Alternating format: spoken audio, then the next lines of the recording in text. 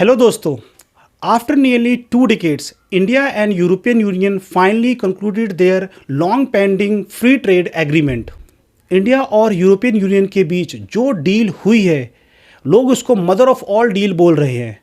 But सवाल ये है कि क्या यह डील भारत के लिए एक गेम चेंजर होगी? इंडिया और यूरोपियन यूनियन का एफडीए का मतलब क्या है और ये है क्या? अगर सिंपल वर्ड्स में बात करें तो एफडीए का मतलब होता है ट्रेड को इजी बनाना, जैसे कि less custom duty, less restriction और ज़्यादा से ज़्यादा बाइंग एंड सेलिंग।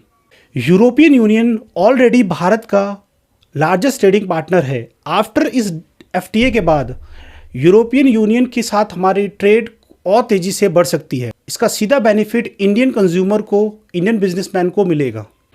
इस एफटीए में सबसे इम्पॉर्टेंट पॉइंट है कि 90% से ज़्यादा गुड्स पर या तो टैरिफ कम कर दिए गए हैं या हटा दिए गए हैं। इसका मतलब है price of Indian product will be reduce in European market और यूरोपियन मार्केट के प्रोडक्ट्स भी अब ईजिली इंडिया में एंटर कर सकते हैं।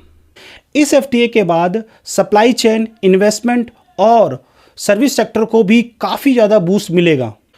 एक जो सबसे बड़ा इशू था इंडिया और यूरोपियन यूनियन के बीच में, वो था कार इंडस्ट्री के अंदर इंडिया के heavy tariff. But after this deal India will be reduce their duty on European Union cars and their cars will be cheaper in Indian markets.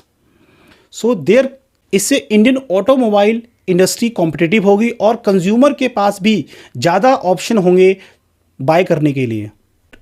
It is not just a trade deal, it is also have a geopolitical angle because European union अपनी China पर dependence कम करना चाहता है और India को एक trusted strategic partner की ओर देख रहा है। इससे इंडिया की ग्लोबल पोजीशनिंग भी स्ट्रांग होगी।